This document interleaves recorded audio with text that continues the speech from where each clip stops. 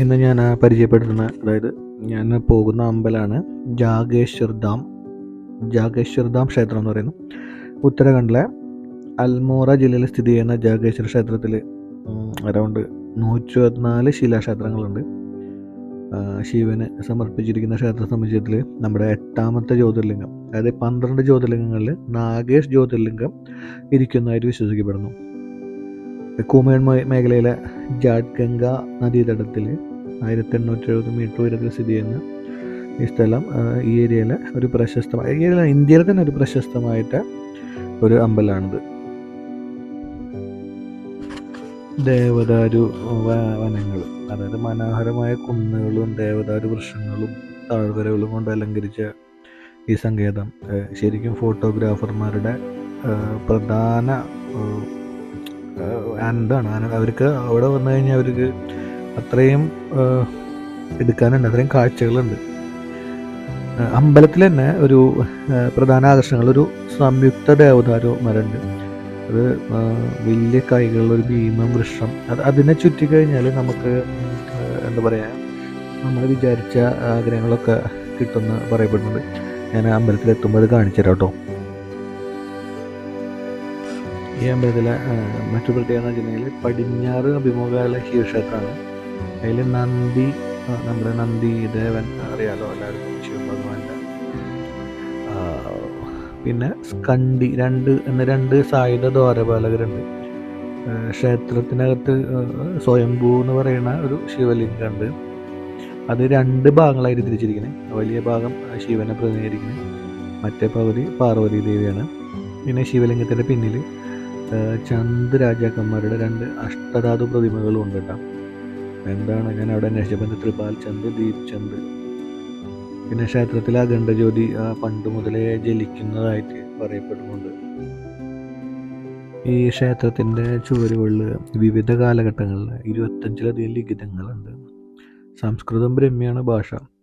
ഈ പുണ്യ സമുച്ചയത്തിൽ ഏകദേശം 108 ശിവലിംഗങ്ങളാണെന്ന് പറയപ്പെടുന്നത്.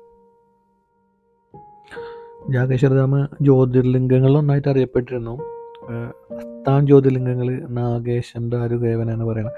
പല പരമ്പരാഗത ഗ്രന്ഥങ്ങളിലും 12 യഥാർത്ഥ ജ്യോതിർലിംഗങ്ങൾ ഒന്നായിട്ട് ഇത് ബഹുമാനിക്കപ്പെട്ടിരുന്നു. പക്ഷേ ഇപ്പോൾ നിങ്ങൾ ഗൂഗിൾ ചെയ്ത് നോക്കിയിട്ടുണ്ടെങ്കിൽ ഇത് ജ്യോതിർലിംഗമായിട്ട് കാണുന്നില്ല. ഞാൻ അതൊന്ന് എനിക്കറിയില്ല. ഇനി അതിനെക്കുറിച്ച് അറിയണം, ആരോടെങ്കിലും ചോദിക്കണം എന്തുകൊണ്ടാണ് ഇങ്ങനെ. ചിലതിൽ ഇത് ജ്യോതിർലിംഗമെന്ന് പറയുന്നുണ്ട്.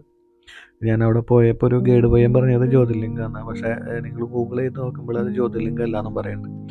അപ്പോൾ അത് ഒന്ന് ക്ലാരിഫൈ ചെയ്യണം. ASI ആർക്കിയോളജി സർവേ ഓഫ് ഇന്ത്യയുടെ അവിടെ ഡീറ്റെയിൽസ് ഉണ്ടാവും, നമുക്ക് ചോദിക്കാം. ഇതിന് ദൈവങ്ങളുടെ താഴ്വര എന്നും കൂടി അറിയപ്പെടുന്നുണ്ട്. പിന്നെ 7 മുതൽ 14 വരെയുള്ള നൂറ്റാണ്ടുകളിൽ ഒരുപാട് പുനർനിർമ്മാണം നടത്തിയിട്ടുള്ളൊരു അമ്പലം. ഈ അമ്പലത്തിൽ എങ്ങനെ പ്രദക്ഷിണം വെക്കേണ്ടതെന്നൊക്കെ ഈ പിക്ചറിലുണ്ട്. അതിൻ്റെ ഉള്ളിൽ നിന്ന് ഞാനത് നോക്കി പുറത്തിറങ്ങിയപ്പോഴേക്കും ആകെ റിലേ തെറ്റി. എല്ലാ അമ്പലങ്ങളിലും കയറി ഇറങ്ങി. അതിലുണ്ടായിരുന്നു ആദ്യം ഫസ്റ്റ് മെയിൻ അമ്പലത്തിൽ പോകണം. അത് പഠിച്ചിട്ട് ഞാൻ നിങ്ങൾക്ക് പറഞ്ഞുതരാം. അത് പറയണേ, ദൈവങ്ങൾ ആരാധിക്കുന്ന പാരമ്പര്യം അനുസരിച്ച് തീർത്ഥാടകരെ ജാഗേശ്വർ ധാം സമുച്ചയത്തിനുള്ളിൽ ക്ഷേത്രങ്ങളിലെ ദൈവങ്ങൾ ഒരു പ്രത്യേക ക്രമത്തിൽ ആരാധിക്കാനുണ്ട്. ക്ഷേത്രത്തിനടുത്തുള്ള ബ്രഹ്മകുണ്ടിൽ പോയിട്ട് ആചാരപരമായ സ്നാനമോ നടത്തിയ ശേഷം തീർത്ഥാടകർ ആദ്യം പ്രധാന ജ്യോതിർലിംഗം സന്ദർശിക്കണം. തുടർന്ന് ദക്ഷിണമുഖി, ഹനുമാൻ നീലകണ്ഠ ക്ഷേത്രം, സൂര്യക്ഷേത്രം, നവഗ്രഹ ക്ഷേത്രം, പുഷ്ടിമാതാ ക്ഷേത്രം, മൃത്യുഞ്ജയ ക്ഷേത്രം, ഹവൻകുണ്ട്, ലഘുലീശ ക്ഷേത്രം, താരകാശ്വര ക്ഷേത്രം, കേദാർനാഥ ക്ഷേത്രം, നവദുർഗ ക്ഷേത്രം. അതിനുശേഷം തീർത്ഥാടകർ വീണ്ടും ജ്യോതിർലിംഗത്തിലേക്കും പിന്നെ ബടുക്ക് ഭൈരവക്ഷേത്രത്തിലേക്കും ബ്രഹ്മകുണ്ടത്തിലെ കുബേരക്ഷേത്രത്തിലേക്കും പോകണമെന്നാണ് പറഞ്ഞിട്ടുള്ളത്. ഇവിടെ 124ലധികം ശിവക്ഷേത്രങ്ങളുണ്ട്. ഏകദേശം സമുദ്രനിരപ്പിൽ നിന്ന് 1870 മീറ്റർ ഉയരത്തിലാണ്. അൽമോറയിൽ നിന്ന് 37 കിലോമീറ്റർ ഉണ്ട് സ്ഥിതി ചെയ്യുന്നത്. ഞാനിതിപ്പോൾ പോണത് ഇതിൻ്റെ ഒരു നദിക്കരയിലേക്കാണ് കേട്ടോ ഇപ്പോൾ നമ്മൾ എടുത്തിട്ടുള്ളത്. അതായത് ജാട്ട് ഗംഗ എന്നാണ് നദിയുടെ പേര്. പക്ഷെ ഇപ്പോൾ വെള്ളമില്ല, തീരെ ഒഴുക്കില്ലാണ്ട് ഇങ്ങനെ ഒഴുകി നടക്കണണ്ടില്ലേ. അത് അമ്പലത്തിനോട് ചേർന്ന് ഒഴുകണ ഈ നദിയാണത്. അതിൻ്റെ അപ്പുറം കാടാണ്. ഫുള്ള് കാണുന്നത് ദേവദാരു, ദേവദാരു വൃക്ഷങ്ങളാണ്. ഞാൻ തിരിച്ച് കയറട്ടെ കേട്ടോ, പടികൾ കയറട്ടെ. കാല് കഴുകാന്ന് വെച്ച് പോയതായിരുന്നു, നടന്നില്ല. കൂമിയുള്ള ഒരു പ്രധാന വിനോദസഞ്ചാര കേന്ദ്രമാണ് കേട്ടോ ജാഗേശ്വരി. എല്ലാ വർഷവും ആയിരക്കണക്കിന് ആൾക്കാർ ഇവിടെ വരാറുണ്ട്. ഈ ചെറിയ അമ്പലങ്ങളൊക്കെ 7-ാം നൂറ്റാണ്ടിലൊക്കെ ഉണ്ടാക്കിയിട്ടില്ല എന്നൊന്ന് മനസ്സിൽ വെച്ചോണ്ടാ. ഇപ്പോഴത്തെ ടെക്നോളജി ഒന്നും അവിടെ ഇല്ല. ഓരോ കല്ല് അടുക്കി പിരിച്ചിട്ടാണ് വെച്ചിട്ടുള്ളത്. നിങ്ങൾ നോക്കി, പിന്നെ അത് കുറേ പ്രാവശ്യം പുനർനിർമ്മിച്ചിട്ടുണ്ടെങ്കിലും അതിൻ്റെ ബേസൊക്കെ ഉണ്ടാക്കിയിട്ടുള്ളത് ആ കാലഘട്ടത്തിലാണ് കൺസ്ട്രക്ഷൻ. ചെറിയ ക്ഷേത്രങ്ങളിലും കല്ലിംഗങ്ങളുണ്ട്. പിന്നെ ബലിപീഠത്തിന് ചുറ്റും വളരെ ഭംഗിയുള്ള ശിലാചിത്രങ്ങളുണ്ട് കേട്ടോ. കൊത്തുപണികളുള്ളൊരു വാതിൽ മെയിനായിട്ട് ശ്രീകോവിലിൽ കണ്ടിരുന്നു. ആർക്കിയോളജിക്കൽ സർവേ ഓഫ് ഇന്ത്യയുടെ അഭിപ്രായത്തിൽ, എസയുടെ അഭിപ്രായത്തിൽ ഈ ക്ഷേത്രങ്ങൾക്ക് ഏകദേശം 2500 വർഷം പഴക്കമുണ്ട്. അവ ഗുപ്താനന്തര കാലഘട്ടത്തിലും മധ്യകാലഘട്ടത്തിലുള്ളതാണ്. കട്യൂരി രാജവംശത്തിലെ രാജാക്കന്മാരാണ് ഇതൊക്കെ കൂടുതലും നിർമ്മിക്കുകയും പുതുക്കി പണിയും ചെയ്തിട്ടുള്ളത്. കട്യൂരി രാജവംശം ഉണ്ടാകും.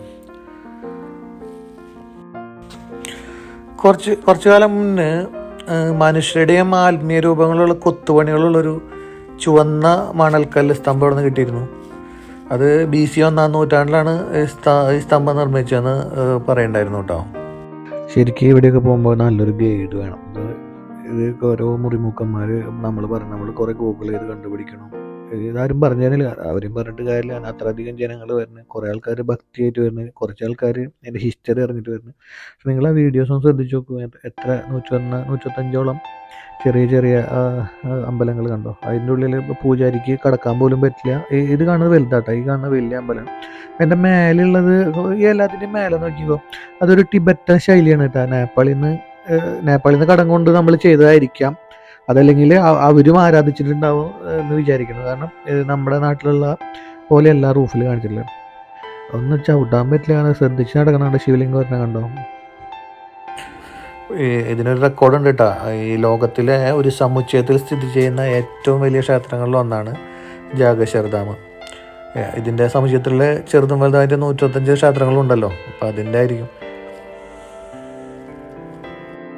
നമ്മുടെ ആദിശങ്കരാചാര്യർ ഇവിടെ വന്നിരുന്നു. കേദാർനാഥ് ക്ഷേത്രത്തിലേക്ക് പോണേക്കാളും മുന്നേ ഇവിടെ വന്നിരുന്നു എന്ന് പറയപ്പെടുന്നുണ്ട്. ലാസ്റ്റ് വന്നിട്ടുള്ളത് ആദിശങ്കരാചാര്യരാണ് കേട്ടോ. കേരളത്തിൽ പുറത്ത് ഇത്രയും പ്രശസ്തിയുള്ള ഒരാൾ കേരളത്തിന് നമ്മുടെ ആദിശങ്കരാചാര്യ പേരിൽ ഒരു കാലടി സർവകലാശാല മാത്രമേ കണ്ടിട്ടുള്ളൂ. പക്ഷെ പുറത്ത് നോർത്തിലേക്ക് പോയാൽ ഒരുവിധം എല്ലാ ക്ഷേത്രങ്ങളും ആദിശങ്കരാചാര്യ കാൽപ്പാടുകൾ പതിഞ്ഞിട്ടുണ്ട്. ഒന്നില്ലെങ്കിൽ അവിടെ പുനഃപ്രതിഷ്ഠയോ പ്രതിഷ്ഠയോ എന്തെങ്കിലും, അല്ലെങ്കിൽ അവിടെ പൂജാക്രമങ്ങളോ ഒക്കെ ആൾ ചെയ്തു കൊടുത്തിട്ടുണ്ട്. ഇത്രയും മഹാനായ ഒരു വ്യക്തിനെ നമ്മുടെ നാട്ടുകാർ അർഹിക്കുന്ന ഒരു ആരാധന കൊടുക്കണില്ല. ഇതിനെ ദൈവങ്ങളുടെ താഴ്വരാന്നും ഒരു വിളിപ്പേരുണ്ട് കേട്ടോ. ദൈവങ്ങളുടെ താഴ്വരാന്നും പറയുന്നുണ്ട്. ഇത് ശരിക്കും ഈ അമ്പലം നാശത്തിൻ്റെ വെക്കിലാന്ന് തോന്നിപ്പോണ രീതിയിലാണ്. കാരണം ഇടിഞ്ഞു പൊളിഞ്ഞു വീഴാറായ പോലെയൊക്കെ ചില അമ്പലങ്ങൾ കാണുന്നുണ്ട്. പക്ഷെ ഇത് പണിത കാലഘട്ടത്തിൽ 7-ാം നൂറ്റാണ്ടിലൊക്കെ അന്നത്തെ അത്ഭുതങ്ങളായിരിക്കും. ആർക്കിടെക്റ്റുമാരുടെ അത്രയും സൂപ്പർ ആർക്കിടെക്റ്റുമാർ ചെയ്തിട്ടുള്ളതായിരിക്കും. അത്ഭുതമായിട്ട് ഉണ്ടാക്കിയിട്ടുണ്ട് അന്നത്തെ കാലഘട്ടത്തിൽ നമ്മൾ ചിന്തിക്കുമ്പോൾ. എനിക്ക് എൻ്റെ ഒരു ഫ്രണ്ട് വിൻ്ററിൽ ഈ അമ്പലത്തിൻ്റെ ഒരു പിക്ചർ എനിക്ക് അയച്ചു തന്നിട്ടുണ്ട്. അത് മഞ്ഞ് മൂടിയിട്ട് കിടക്കുന്ന അത്രയും സൂപ്പറായിരുന്നു. പക്ഷേ ഞാൻ നിങ്ങളെ റെക്കമെൻഡ് ചെയ്യില്ല. വിൻ്ററിൽ വരേണ്ട, ഭയങ്കര തണുപ്പായിരിക്കും. നിങ്ങൾ വരുന്നുണ്ടെങ്കിൽ സമ്മറിൽ വന്ന് വിസിറ്റ് ചെയ്ത് പോവാം. ഒരു പ്രത്യേക കാര്യമായിട്ട് ആധാർ കാർഡ് അല്ലെങ്കിൽ പാസ്പോർട്ടോ ഐഡൻറ്റി കാർഡ് ഇല്ലാണ്ട് അമ്പലത്തിൽ കടത്തില്ല കേട്ടോ. വളരെ സ്ട്രിക്റ്റ് ആണ്. അപ്പോൾ ആധാർ കാർഡ് മസ്റ്റായിട്ട് കൊണ്ടുവരണം എവിടേക്ക് വരുമ്പോൾ. ഞാനൊരു വേറെ വീഡിയോയിൽ നോക്കിയപ്പോൾ ഈ നമ്മുടെ ഈ അമ്പലം പണിതിട്ടുള്ളത് രാജ ശാലിവഹാന, അത് legendary emperor of ancient India എന്ന ഇതിൻ്റെ റൂൾഡ്, അത് അവിടുത്തെ പണ്ഡിറ്റ്ജി പറഞ്ഞിട്ടുള്ളതായിട്ടാണ് അവർ കോട്ട് ചെയ്തിട്ടുള്ളത്. അപ്പോൾ വിക്രമാദിത്യൻ്റെ കാലഘട്ടത്തിലെ കാര്യങ്ങളൊക്കെ പറയാനുണ്ട്. എനിക്കതിന് വേറെ ഒന്നും എന്താ പറയുക, ഒരു പ്രൂഫൊന്നുമില്ല. അപ്പോൾ അത് വിട്ടേക്കും. ഇതിൻ്റെ കൺസ്ട്രക്ഷനിൽ അമ്പലത്തിൻ്റെ മേലെ മരം കൊണ്ടുള്ള ഒരു ഇത് കണ്ടോ. അപ്പോൾ ഞാനത് ഏരോ ഇട്ട് അവിടെ കാണിച്ചിട്ടുണ്ട്. അതായത് ഈ നേപ്പാളി ടിബറ്റൻ രീതിയിലുള്ള കൺസ്ട്രക്ഷൻ ഒന്നില്ലെങ്കിൽ അവരുടെ പ്രഭാവം അനുസരിച്ച് ഇവിടെ ചെയ്തിട്ടുണ്ട്, ഇല്ലെങ്കിൽ അവരും ഇത് ഈ അമ്പലങ്ങളെ ആരാധിക്കാൻ വന്നിരുന്നു എന്ന് അനുമാനിക്കപ്പെടുന്നു.